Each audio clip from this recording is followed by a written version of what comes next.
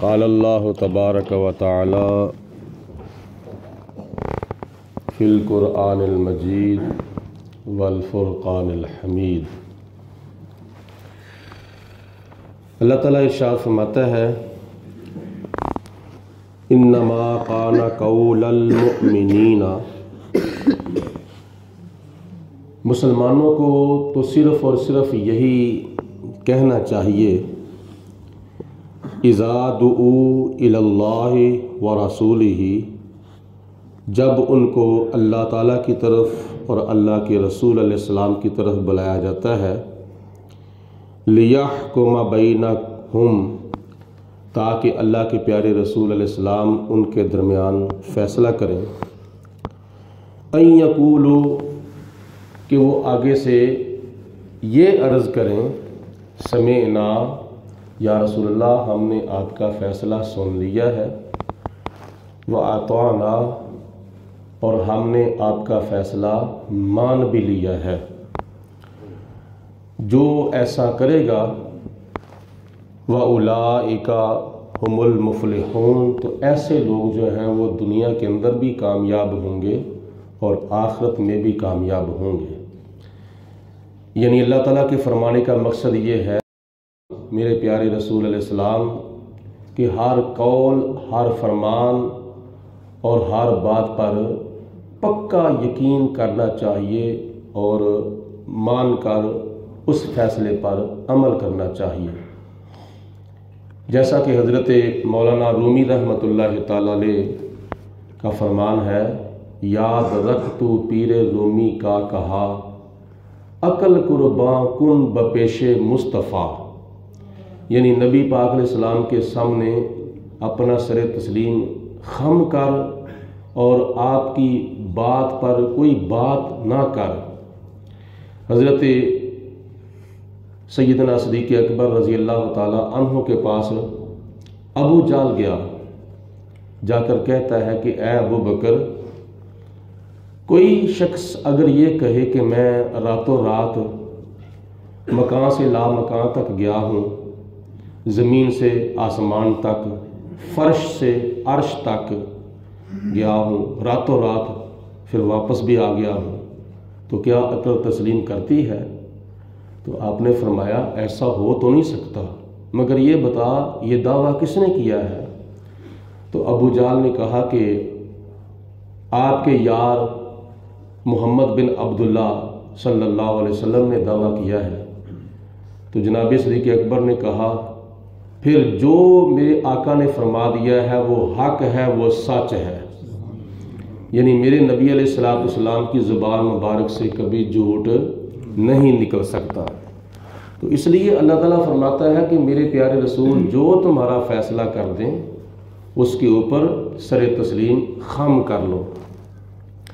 وَمَن يُطِعِ اللَّهَ وَرَسُولَهُ، اور جو کوئی اللہ تعالیٰ کی اطاعت کرتا ہے، مفسرین نے لکھا ہے کہ جو کوئی فرائض کے معاملے میں اللہ کی اطاعت کرے، وَرَسُولَهُ، اور سنتوں کی ادائیگی کے معاملے میں حضور صلی اللہ علیہ وسلم کی اطاعت کرے، وَيَخْشَ اللَّهَ، اور اللہ تعالیٰ سے ڈرے، جو ان سے پچھلے زندگی کے دنوں کے اندر گناہ ہو چکے ہیں ان کے معاملے میں اللہ تعالیٰ سے ڈرے اور معافی مانگے، وَيَتَّقْهِ، اور آنے والے وقت میں بچے، کس سے بچے؟ اللہ اور اللہ کے رسول کی نافرمانی سے بچے۔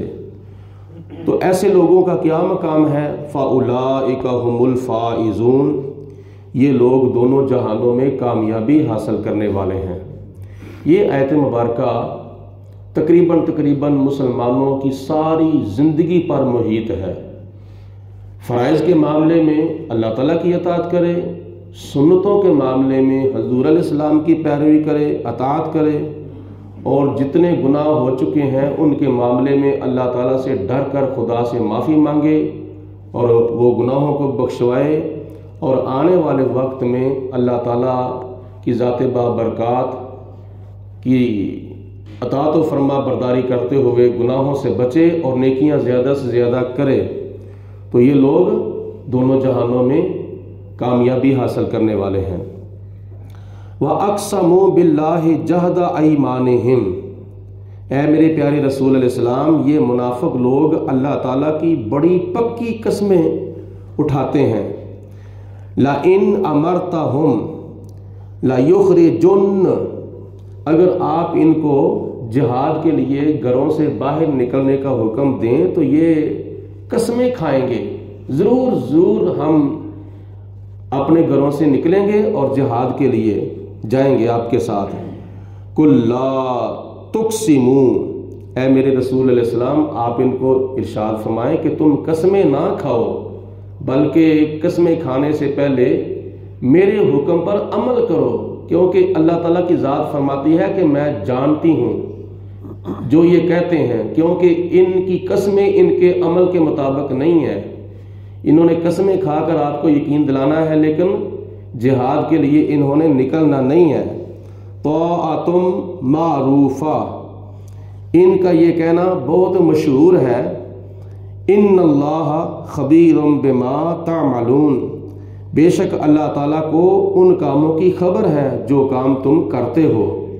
منافقوں کے بارے میں اللہ پاک نے یہ تنبیہ فرمائی ہے۔ قل، اے میرے رسول علیہ السلام آپ ارشاد فرما دیں، اطیعوا اللہ، تم اللہ تعالیٰ کی اطاعت کرو، واطیعوا الرسول، اور تم اس کے رسول علیہ السلام کی اطاعت و فرما برداری کرو۔ فَإِن تَوَلَّوْا فَإِنَّمَا عَلَيْهِ مَا حُمِّلَ، تو تم دیکھو کہ اگر یہ میری اطاعت اور آپ کی اطاعت سے اگر منہ پھیرتے ہیں، روح گردانی کرتے ہیں، تو پھر میرے پیارے رسول علیہ السلام پر جو کچھ لازم ہے وہ تو میرے پیارے محبوب کر رہے ہیں، یعنی وہ ذمہ داری نبھا رہے ہیں۔ وہ ذمہ داری کون سی ہے؟ اللہ کی طرف سے پیغام جو ہے وہ اللہ کی مخلوق تک پہنچا دینا۔ وَعَلَيْكُمْ مَا حُمِّلْتُمْ، اور جو تمہاری ذمہ داری ہے وہ تو تم ذمہ داری پوری کرو۔ اور تمہاری ذمہ داری کون سی ہے؟ جو میرے پیارے رسول علیہ السلام پیغام میرا تمہارے تک پہنچاتے ہیں، اس پیغام کو سنو، سمجھو اور اس کے اوپر عمل کرو۔ وَإِن تُطِيعُوهُ، اور اگر تم میرے محبوب کی اطاعت و فرما برداری کرو گے، تَهْتَدُوا، تو تم ہدایت یافتہ ہو جاؤ گے، یعنی گمراہی سے بچ جاؤ گے۔ وَمَا عَلَى الرَّسُولِ إِلَّا الْبَلَاغُ الْمُبِينُ، اور میرے محبوب علیہ السلام کی ذمہ داری تو یہی ہے کہ جو میری طرف سے ان کو وحی جاتی ہے وہ صاف صاف تمہارے تک پہنچا دیتے ہیں۔ وَعَدَ اللَّهُ الَّذِينَ آمَنُوا مِنْكُمْ، تم میں سے جو ایمان لائے ہیں نا اے دنیا والوں، ان ایمان والوں کے ساتھ وَعَمِلُوا الصَّالِحَاتِ، اور جنہوں نے ایمان لانے کے بعد نیک اعمال کیے ہیں، فرائض و واجبات ادا کیے ہیں، حقوق اللہ بھی پورے کیے ہیں، حقوق العباد بھی پورے کیے ہیں، ان کے ساتھ اللہ تعالیٰ کا وعدہ ہے۔ کون سا وعدہ ہے؟ لَيَسْتَخْلِفَنَّهُمْ فِي الْأَرْضِ، اللہ تعالیٰ ضرور بر ضرور ان کو زمین کے اندر خلافت عطا فرمائے گا۔ یہ اشارہ ہے حضرت ابو بکر صدیق کی طرف، عمر فاروق کی طرف، حضرت عثمان غنی کی طرف، حضرت علی المرتضیٰ کی طرف، حضرت امام حسن مجتبیٰ کی طرف، کہ اللہ پاک ان کو زمین کے اندر خلافت عطا فرمائے گا۔ كَمَا اسْتَخْلَفَ الَّذِينَ مِن قَبْلِهِمْ، جیسا کہ ان سے پہلے اللہ پاک نے ان لوگوں کو خلافت عطا فرمائی تھی کہ جو ان سے پہلے دنیا کے اندر ہو چکے تھے۔ وَلَا يُمَكِّنَنَّ لَهُمْ دِينَهُمْ، اور ضرور پر ضرور اللہ تعالیٰ ان کو دین کے اندر پختگی عطا فرمائے گا، مضبوطی عطا فرمائے گا۔ الَّذِي ارْتَضَىٰ لَهُمْ، جس دین کو اللہ پاک نے پسند کیا ہے۔ کون سا دین اللہ پاک نے پسند کیا ہے؟ إِنَّ الدِّينَ عِندَ اللَّهِ الْإِسْلَامِ، اللہ پاک نے ہمارے لیے اسلام کو بطور دین پسند فرمایا ہے۔ وَلَا يُبَدِّلَنَّهُمْ مِن بَعْدِ خَوْفِهِمْ أَمْنًا، اور ضرور بر ضرور ایک وقت ایسا آئے گا کہ مسلمانوں کے اندر جو خوف طاری ہے، اس خوف کو خدا تعالیٰ امن کے اندر، سلامتی کے اندر تبدیل فرما دے گا، یعنی مسلمانوں کا خوف اللہ پاک دور فرما دے گا اور ان کو خوشحالیاں بھی عطا فرمائے گا اور امن و سلامتی بھی عطا فرمائے گا۔ ان کو یعبدوننی، جو میری عبادت کرتے ہیں، جو میری پوجا کرتے ہیں، لا یشرکون بی شیئا، اور مخلوق میں سے کسی چیز کو میرا شریک نہیں ٹھہراتے، یعنی شرک کا ارتکاب نہیں کرتے، ان کو اللہ پاک یہ نعمتوں سے مالا مال فرمائے گا۔